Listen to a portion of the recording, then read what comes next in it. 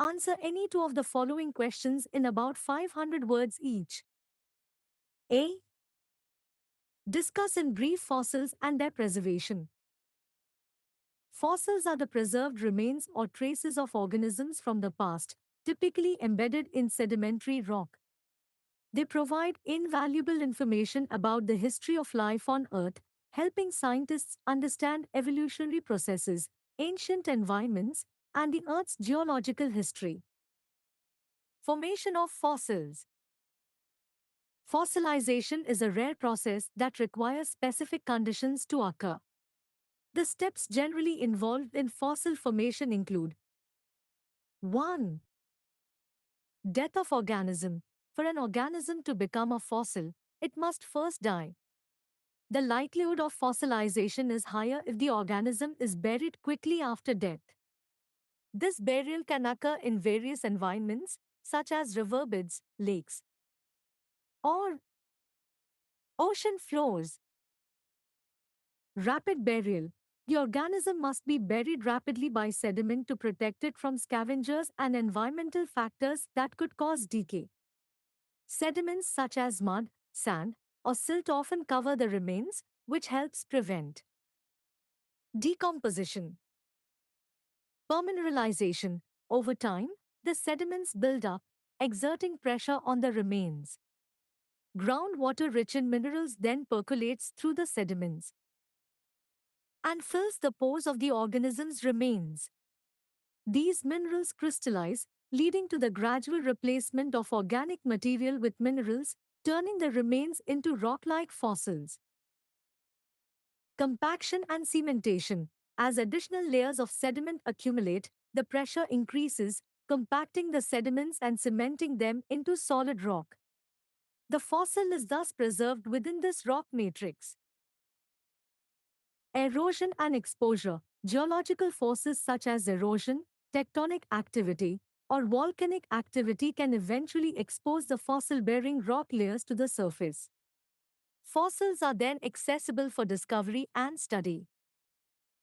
Types of fossils. Fossils can be classified into several types based on their preservation and formation. 1. Body fossils. These are the actual remains of an organism, including bones, teeth, shells, and leaves. Body fossils provide direct evidence of the organism's physical characteristics. Trace fossils. These include indirect evidence of an organism's activity, such as footprints, burrows, or feces, coprolites. Trace fossils offer insights into the behavior and interactions of organisms. Molds and casts. When an organism leaves an impression in sediment that later hardens into rock, I1T forms a mold fossil. If this mold is subsequently filled with other minerals or sediments, it creates a cast fossil that replicates the original organism's shape. Umber fossils. Organisms trapped in tree resin that hardens into umber can preserve detailed structures. Umber fossils are particularly valuable for studying ancient insects and plants. Petrified wood. Wood can turn into stone through a process called permineralization, where minerals replace the organic material, preserving the structure and texture of the original wood. Factors affecting fossil preservation. Several factors influence the likelihood and quality of fossil preservation. 1. Environmental conditions. Fossils are more likely to form in environments with low oxygen levels, such as swamps or lake beds, where decomposition rates are slower. Rapid burial and minimal disturbance increase the chances of preservation. Biological factors. The hard parts of organisms, such as bones and shells, are more likely to fossilize than soft tissues, which decompose more quickly. However, exceptional conditions can sometimes preserve soft tissues. 3. Geological processes. Fossils can be affected by geological processes like tectonic activity, which may alter their original position or structure.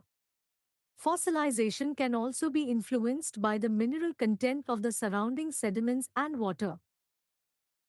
Chemical conditions, the chemical environment, including the pH and mineral content of the sediment and groundwater, plays a crucial role in fossilization. Certain minerals are more conducive to preserving organic material. Importance of fossils. Fossils are crucial for various scientific fields, including 1, 3, 4. Paleontology. Fossils are the primary evidence used by paleontologists to study ancient life forms, their evolution, and their interactions with the environment. They help reconstruct past ecosystems and understand the history of life on Earth. Geology. Fossils provide insights into the Earth's geological history, including past climates, sea levels, and the formation of sedimentary rock layers. They help correlate rock layers across different regions. Evolutionary biology. Fossils offer evidence of evolutionary changes over time, revealing transitional forms and the development of new species. They help scientists trace the evolutionary lineage of modern organisms. Education and public awareness. Fossils play a significant role in science education and public outreach, providing tangible evidence of the Earth's history and the diversity of life through time. Challenges in fossil preservation. Despite their importance, fossils are subject to various challenges and limitations. 1. Incomplete record. The fossil record is incomplete, with many organisms and environments not represented due to the specific conditions required for fossilization. This gap can limit our understanding of past life. Fragility. Fossils, especially those exposed to the surface, can be fragile and prone to damage from weathering, erosion, or human activities. Preservation efforts are crucial to protect and study these valuable specimens. Interpretation. Fossil evidence often requires careful interpretation, as fossils can be subject to various geological processes that may alter their original context. Paleoecologists and paleontologists must use multiple lines of evidence to reconstruct past environments and life forms accurately. Conclusion. Fossils are windows into the distant past, offering crucial insights into the history of life on Earth. The processes of fossil formation, types of fossils, and factors influencing preservation highlight the complexity and rarity of fossilization. By studying fossils, scientists can uncover the secrets of ancient life, understand evolutionary processes, and gain a deeper appreciation for the Earth's dynamic history. B. Briefly discuss hominization. Hominization is the evolutionary process through which human beings, hominins, evolved from their primate ancestors. This process encompasses the gradual changes in anatomical, physiological, and behavioral traits that characterize modern humans and differentiate them from other primates. The study of hominization integrates findings from paleontology, anthropology, genetics, and comparative anatomy, or trace the development of traits such as bipedalism, brain enlargement, and complex tool use. Key stages of hominization. 1. Early primates and the emergence of hominins. The evolutionary story of hominization begins with early primates that appeared around 65 million years ago. These early primates were small, arboreal, tree-dwelling creatures with traits such as grasping hands and feet, binocular vision, and relatively large brains compared to body size. They were the precursors to the lineages that would eventually lead to hominins. The divergence between the lineage leading to modern humans and other apes is believed to have occurred around 6 to 7 million years ago. This period marks the beginning of the hominin lineage, which includes all species more closely related to humans than to chimpanzees and bonobos. 2. Bipedalism. One of the earliest and most significant traits in hominization is bipedalism, or walking on two legs. Fossil evidence suggests that bipedalism evolved gradually and was a major adaptation to changing environmental conditions, such as the transition from dense forests to more open savannas. Early bipedal hominins, such as Australopithecus afarensis, around 3.6 to 2.9 million years ago, show anatomical adaptations for upright walking, including a more forward positioned foramen magnum, the hole at the base of the skull, a curvature in the spine, and changes in the pelvic and leg bones. Bipedalism likely provided advantages in terms of energy efficiency for long distance travel and the ability to see over tall grasses. 3. Brain expansion and tool use. The increase in brain size is another hallmark of hominization. Early hominins had relatively small brains compared to modern humans, but over time, brain size increased significantly.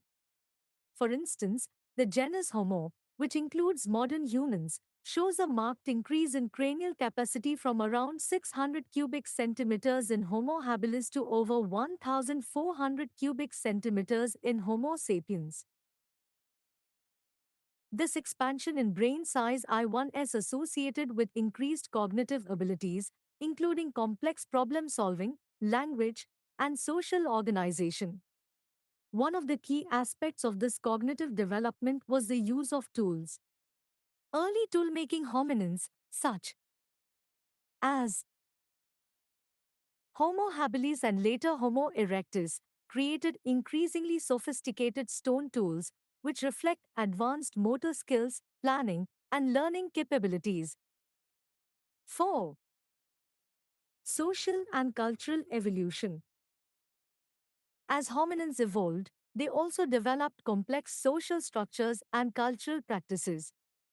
The emergence of symbolic behavior, such as art and ritual, marks a significant leap in cognitive and cultural development. Evidence of early art, such as cave paintings and carvings, dates back to around 40,000 years ago and indicates the capacity for abstract thinking and communication. Additionally, the development of language and social cooperation likely played a crucial role in the survival and success of early human societies. Social structures became more complex, with the formation of larger groups and the establishment of social norms and practices. 5. Anatomical and genetic changes. Alongside changes in behavior and culture, hominization involved various anatomical and genetic changes.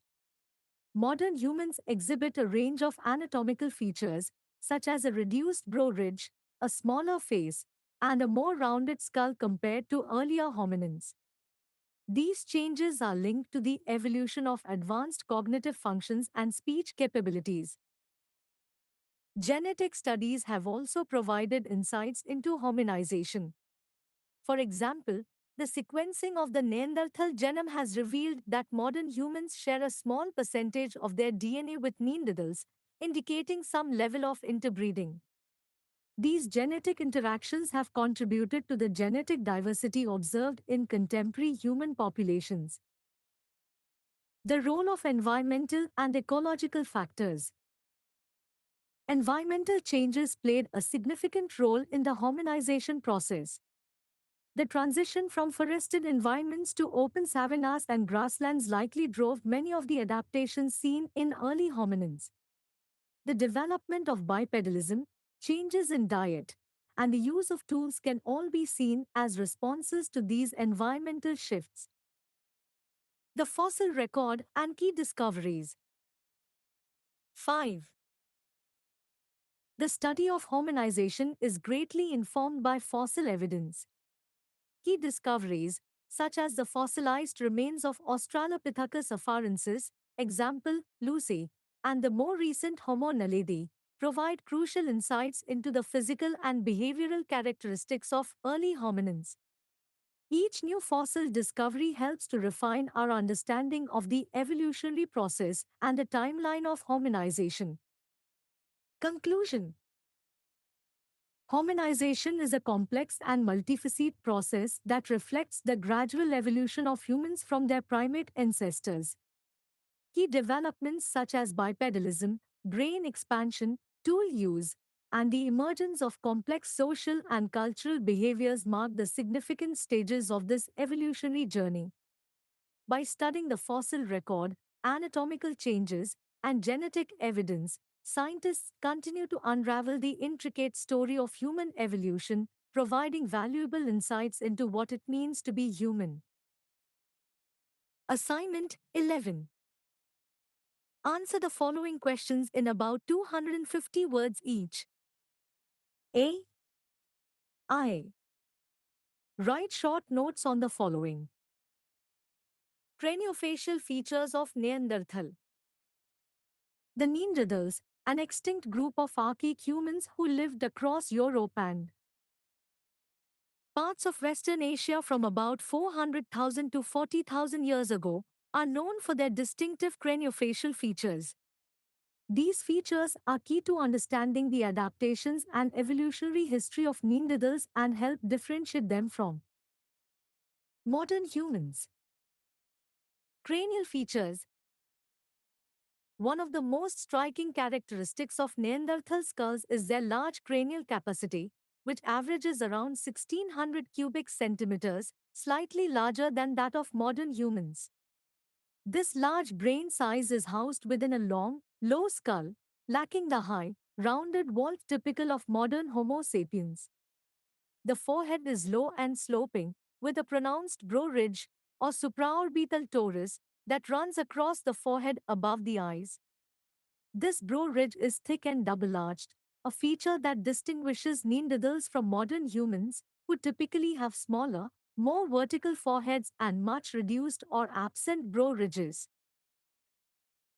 The occipital region, or the back of the skull, is characterized by an occipital bun, a prominent bulge where the skull rounds off into the neck.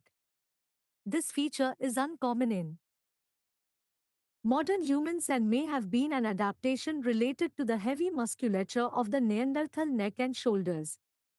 The skull also features a more rounded and less angular occipital region than that of Homo erectus, a species from which Neanderthals are thought to have descended. 6. Vertical bar. Facial features. Neanderthals had a distinct facial morphology that includes a prominent midface projection, often referred to as midfacial prognathism. The face is pulled forward, especially in the area around the nose, which is large and wide. This broad nasal aperture likely played a role in conditioning cold, dry air, making it suitable for breathing in harsh ice-age environments. The large nasal cavity could have warmed and humidified the air before it reached the lungs, an adaptation possibly related to the cold climates in which many Neanderthals lived. Another notable feature is the lack of a chin, or a receding chin, in contrast to modern humans, who possess a distinct, protruding chin. This absence of a chin is one of the key characteristics used to distinguish Neanderthals from modern human fossils. The cheekbones, or zygomatic bones, are robust and placed more posteriorly, towards the rear, compared to those of modern humans, giving the face a swept-back appearance. The infraorbital foramina, small openings below the eye sockets, are also larger in Neanderthals, possibly indicating a greater blood flow to the face, which could have been an adaptation to cold climates. Dentition and jaw structure. Neanderthal jaws are robust and powerful, adapted for a diet that likely included a substantial amount of tough, fibrous food. The mandible, lower jaw, is large and lax. A. Well-defined chin. Neanderthals also exhibit a feature known as retromolar space, gap behind the last molar that is not present in modern humans. This space may be related to the overall robusticity and forward projection of the face. Their teeth, particularly the anterior, front teeth, are large and show significant wear, suggesting that they were used not only for chewing but also for manipulating objects, possibly in tasks like gripping or holding items. The molars, however, are teeth. This pattern of dental wear is consistent with the heavy use of the teeth in processing food and possibly non-food materials, reflecting the Neanderthals' adaptive strategies in their environments. Conclusion: the craniofacial features of Neanderthals reflect a complex interplay of evolutionary adaptations to their environment. Their robust skulls and facial structures, large nasal cavities, and unique dental characteristics are all indicative of a species well adapted. 2. The cold, harsh climates of Ice Age Europe. These features, while distinct from modern humans, offer invaluable insights into the diversity of the human lineage and the different evolutionary paths taken by our ancestors. Understanding these differences not only sheds light on Neanderthal life but also helps clarify the evolutionary processes that shaped our own species. In Lifeways of Homo habilis. 71. Homo habilis, often referred to as the handyman, is one of the earliest species of the genus Homo, living approximately 2.4 to 1.4 million years ago during the Pleistocene epoch. This species is significant for its place in human evolution, representing a critical transitional phase from more primitive hominins to more advanced human ancestors. The lifeways of Homo habilis provide insights into the behavioral and environmental adaptations that mark this evolutionary stage. Physical characteristics and tool use. Homo habilis had a combination of ape-like and human-like features. They had a relatively small brain compared to later Homo species, with an average cranial capacity of about 510 to 600 cubic centimeters, yet it was larger than that of earlier hominins like Australopithecus. The face was still somewhat prognatic, with a jaw that protruded more than modern humans, but less so than their ancestors. Importantly, their hands were well adapted for gripping and manipulating objects, which supports the evidence of tool use. The name Fabilis translates to handy, a reference to the species' association with the Oldovan tool industry. These tools, made from stone, were simple but effective, consisting mainly of choppers, scrapers, and flakes. The use of tools was a significant leap in cognitive and motor skills, indicating that Homo habilis had the ability to shape their environment in more complex ways than previous hominins. Tool use likely facilitated scavenging activities, such as cutting meat from carcasses, breaking bones for marrow, and processing plant materials. Diet and subsistence. Homo habilis had an omnivorous diet, which played a crucial role in their survival. They consumed a wide variety of foods, including fruits, leaves, and possibly roots, much like their earlier ancestors. However, evidence suggests that Homo habilis also included a significant amount of animal protein in their diet. Scavenging was likely a primary means of acquiring meat, as there is little evidence to suggest that Homo habilis were active hunters. They might have used their stone tools to strip meat from the remains left by larger predators. The inclusion of meat in their diet may have had important implications for their brain development, as the high energy content of animal protein and fat could have supported the growth of a larger brain.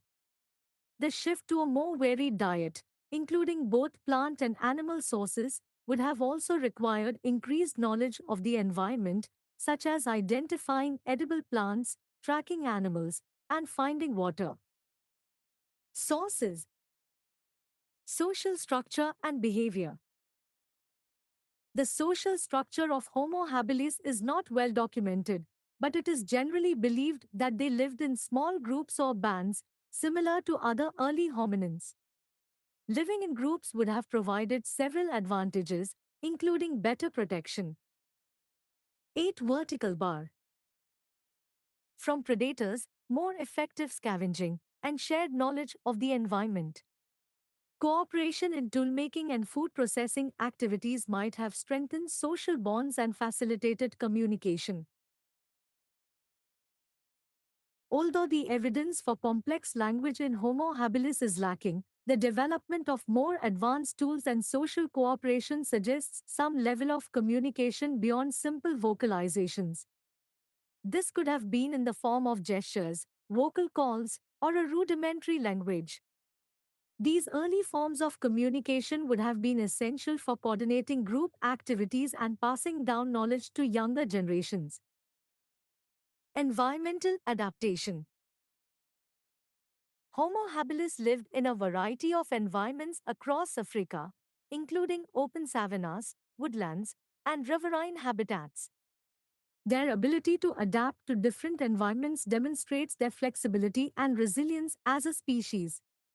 They likely took advantage of the diverse resources available in these habitats, from the fruits and nuts of forested areas to the carcasses found in open plains. The climate during the time of Homo habilis was marked by fluctuating conditions, with periods of drought and more temperate phases. These environmental changes would have influenced the availability of resources and might have driven Homo habilis to develop new survival strategies, such as the use of tools to exploit a wider range of food sources. Conclusion. Homo habilis represents a pivotal point in human evolution, embodying the early development of traits that would later define the genus Homo. Their use of tools, adaptability to diverse environments, and potential for social cooperation and communication highlight the evolutionary advancements that set the stage for the emergence of more complex human ancestors. Through their lifeways, Homo habilis contributed to the foundation of behaviors and characteristics that would become central to the human lineage. Answer any two of the following questions in about 150 words each. I. Cultural behavior of archaic Homo sapiens. Archaic Homo sapiens, who lived approximately 300,000 to 30,000 years ago, exhibited a range of cultural behaviors that laid the foundation for modern human Socrates. These early humans, including Neanderthals and Denisovans, developed complex survival strategies, social structures, and cultural practices that distinguished them from their predecessors. One of the most significant aspects of their culture was toolmaking. Archaic Homo sapiens produced a variety of stone tools, including hand axes, scrapers, and blades, which were more sophisticated than those of earlier hominins. These tools were used 9. Vertical bar for hunting, butchering animals, and processing plant materials, demonstrating an advanced understanding of their environment and the resources available to them. The Mousterian tool culture, associated with Neanderthals, is a prime example of this technological advancement, featuring tools made with the Levallois technique, which involved preparing a stone core to produce uniformly shaped flakes. Archaic Homo sapiens also engaged in symbolic and ritualistic behaviors, indicating the development of cognitive abilities and social cohesion. Evidence of burial practices, such as those found in Shanidar cave in Iraq, suggests that they cared for their dead and may have had beliefs about the afterlife. These burials often included grave goods, like tools and animal bones, which might have held symbolic meaning or served as offerings. Social structures among archaic Homo sapiens were likely complex, with evidence pointing to cooperative hunting and sharing of resources. This cooperation would have required communication and the formation of social bonds, potentially leading to the development of early language forms. The presence of ornaments, such as beads made from shells, also indicates a form of social identity or status within these groups. Furthermore, there is evidence of early art and symbolic behavior, such as the use of ochre for body decoration or cave paintings, suggesting that archaic Homo sapiens had a sense of aesthetics and possibly engaged in rituals or storytelling. In summary, the cultural behavior of archaic Homo sapiens reflects significant advancements in tool-making, social structure, symbolic thought, and possibly early forms of communication and art.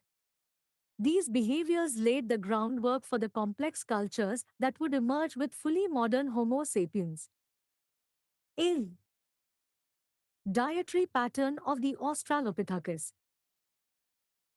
The Australopithecus, a genus of hominins that lived between 4 to 2 million years ago, exhibited a dietary pattern that was diverse and reflective of the ecological niches they inhabited.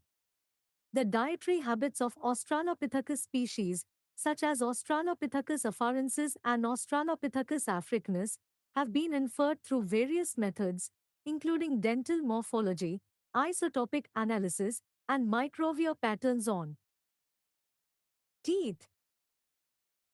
Plant-based diet. Australopithecus is often considered to have had a predominantly plant-based diet, which included fruits, leaves, seeds, and tubers. The dental structure of Australopithecus species, particularly their large molars and thick enamel, suggests an adaptation to a diet that required heavy chewing of fibrous plant materials. The thick enamel would have protected their teeth from wear due to the consumption of gritty foods, possibly including roots and tubers, which were abundant in their environment. Omnivorous tendencies. While plant foods likely constituted the bulk of their diet, evidence suggests that Australopithecus may have had an omnivorous diet. The 10 vertical bar. Presence of microvial patterns on their teeth indicates occasional consumption of harder objects, possibly nuts or seeds. Isotopic studies revealed that Australopithecus species had a diet similar to that of contemporary savanna-dwelling animals, indicating a possible inclusion of animal-based foods.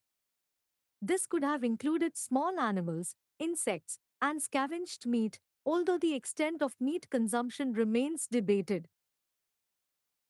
Dietary flexibility and environmental adaptation. Australopithecus species are thought to have had a flexible diet that allowed them to adapt to varying environmental conditions. This flexibility would have been crucial for survival in the diverse habitats they occupied, ranging from woodlands to savannas. Their ability to consume a wide range of foods would have provided a significant evolutionary advantage, enabling them to exploit different ecological niches and survive periods of environmental change. Conclusion. The dietary pattern of Australopithecus reflects a complex interplay between anatomical adaptation and environmental availability. While primarily plant-based, their diet likely included a variety of foods, demonstrating a level of dietary flexibility that would have been crucial for their survival in the changing landscapes of the Pliocene and early Pleistocene epochs. The study of Australopithecus' diet not only provides insight into their way of life but also offers valuable clues about the dietary evolution of early hominins. Assignment 2-1. Answer the following questions in the about 250 words. A.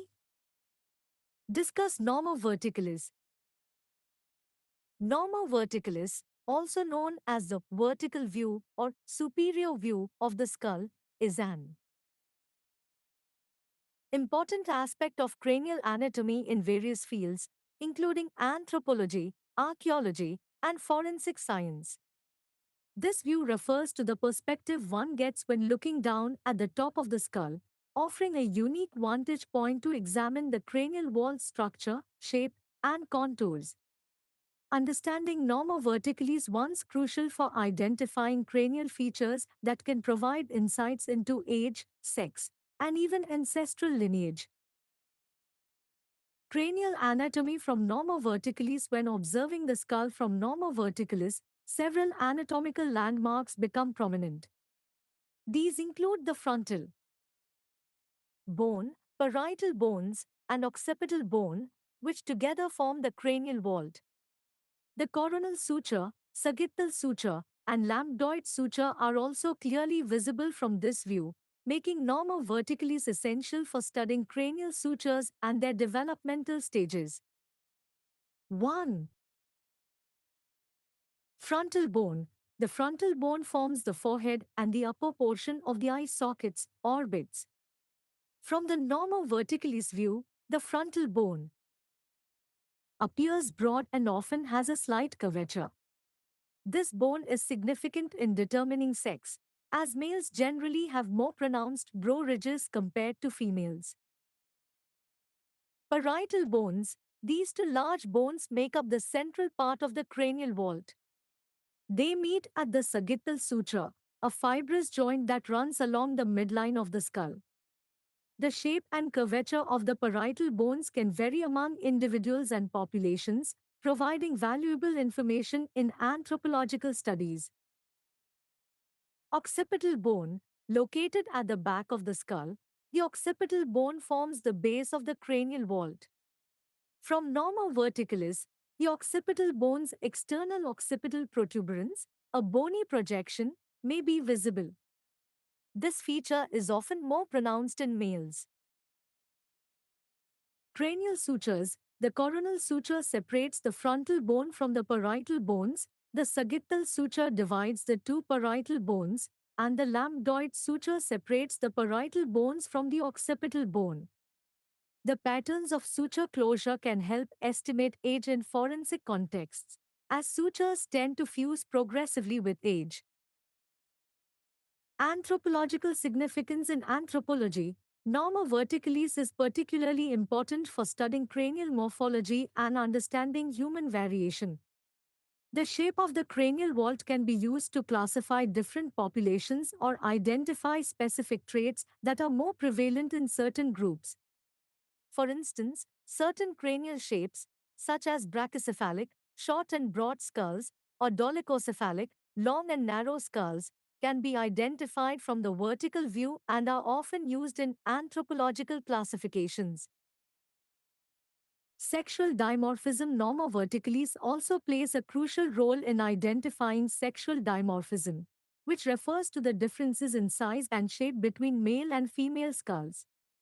Males typically exhibit more robust cranial features, such as a pronounced brow ridge, larger mastoid processes, and a more prominent external occipital protuberance.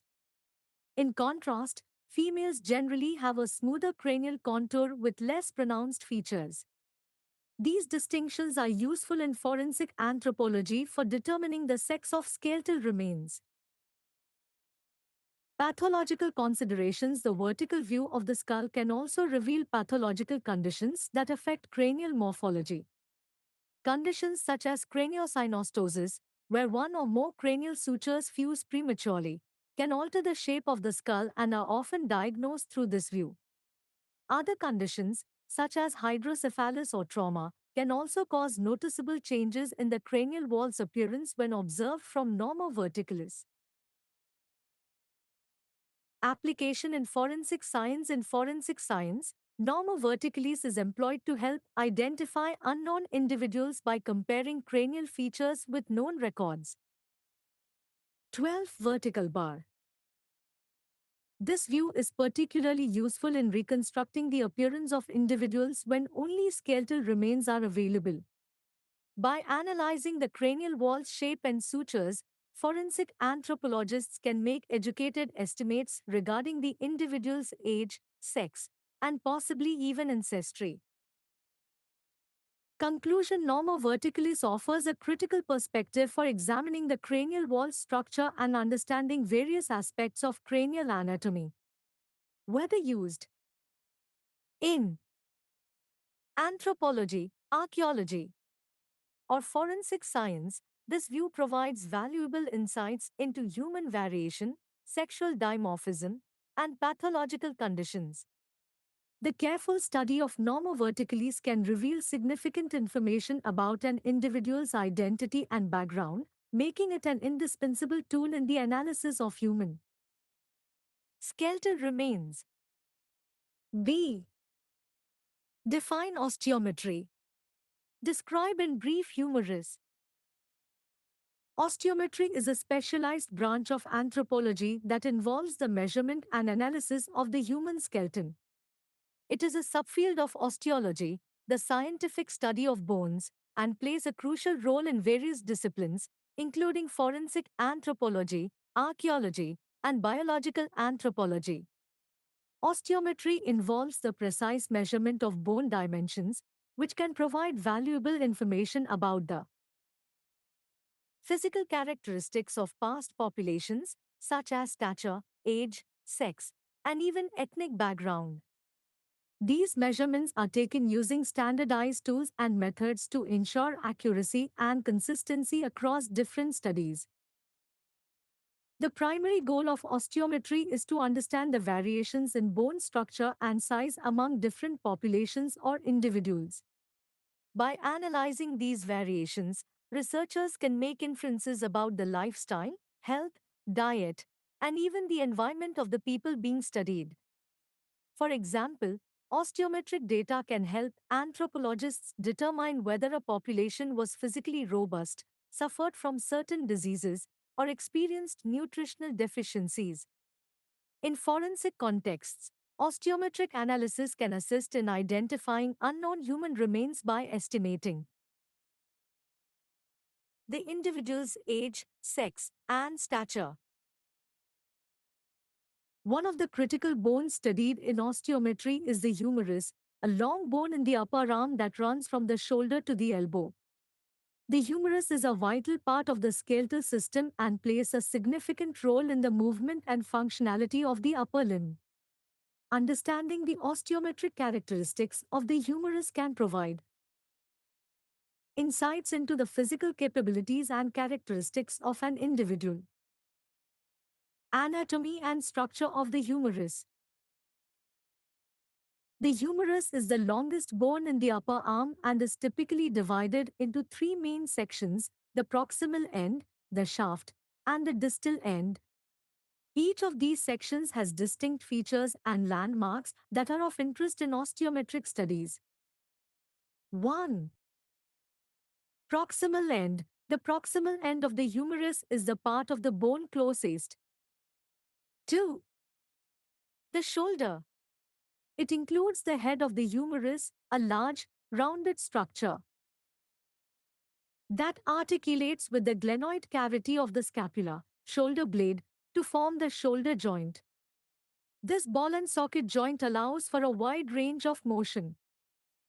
In the arm, just below the head are two important bony projections known as the greater and lesser tubercles. These tubercles serve as attachment points for the muscles of the shoulder. The region between the head and the shaft is called the anatomical neck, while the area just below the tubercles is known as the surgical neck, a common site for fractures. Shaft. The shaft of the humerus is the long, cylindrical middle portion of the bone. It has a slight curvature and is somewhat triangular in cross-section. The shaft serves as an attachment point for several muscles of the arm and forearm, which are responsible for various movements such as flexion, extension, and rotation of the arm. One of the key landmarks on the shaft is the deltoid tuberosity, a roughened area where the deltoid muscle attaches. The radial groove, which runs obliquely along the shaft, accommodates the radial nerve, which supplies the muscles of the posterior compartment of the arm. Distal end. The distal end of the humerus is the part closest to the elbow. It is broader than the shaft and features several important structures that contribute to the elbow joint. The condyle of the humerus includes the capitulum, a rounded structure that articulates with the head of the radius, and the trochlea, a spool-shaped structure that articulates with the ulna. The distal end also has two prominent bony projections called the medial and lateral epicondyles, which serve as attachment points for the muscles of the forearm. Just above the trochlea is the coronoid fossa, which accommodates the coronoid process of the ulna during elbow flexion, while the olecranon fossa on the posterior side accommodates the olecranon process of the ulna during elbow extension. Osteometric analysis of the humerus. In osteometry, the humerus once measured for various parameters, including its length, width, and the size of specific anatomical landmarks. These measurements can help estimate the stature of an individual, as the length of the humerus is proportional to the height of a person. Additionally, the morphology of the humerus can provide clues about the individual's physical activities. For example, robusticity or muscle attachment sites may indicate a physically demanding lifestyle. Osteometric data from the humerus can also be used in forensic contexts to determine the sex of an individual, as males typically have larger and more robust humeri than females. The measurements of the proximal and distal ends of the humerus can also help in reconstructing the individual's biological profile. In summary, osteometry is a crucial tool in anthropology that allows researchers to extract valuable information from bones like the humerus. The detailed analysis of the humerus through osteometric methods contributes to a deeper understanding of the physical characteristics and lifestyles of past and present populations. 14 Vertical bar. Sentius. Discuss in brief different measurements on cranium. The cranium, or skull, serves as a key focus in anthropometric studies, particularly in the fields of anthropology, forensic science, and physical anthropology. Various measurements of the cranium are used to understand human variation, evolutionary relationships, and other aspects of physical anthropology. These measurements can provide insights into the genetic and environmental factors that shape cranial morphology. Below is a brief discussion of some of the critical measurements taken on the cranium. 1. Maximum cranial length, glabellar-occipital length. This measurement is taken from the most anterior point on the frontal bone, glabella. 2. The most posterior point on the occipital bone. It represents the longest distance between 2 points on the cranium and is crucial for determining cranial size and shape. It helps in differentiating between various human populations and assessing evolutionary changes over time. 2. Maximum cranial breadth. This measurement is the maximum width of the cranium, taken between the most lateral points on the parietal bones. Maximum cranial breadth once used to classify the cranium into different categories based on its width relative to its length. Example, dolichocephalic for long-headed, mesocephalic for medium-headed, and brachycephalic for broad-headed. 3. Bizygomatic breadth. The bizygomatic breadth measures the distance between the most lateral points on the zygomatic bones, cheekbones. This measurement is significant in facial reconstruction and assessing the overall width of the face. It also plays a role in determining the ethnic origin of skeletal remains. 4. Bayesian bregma height.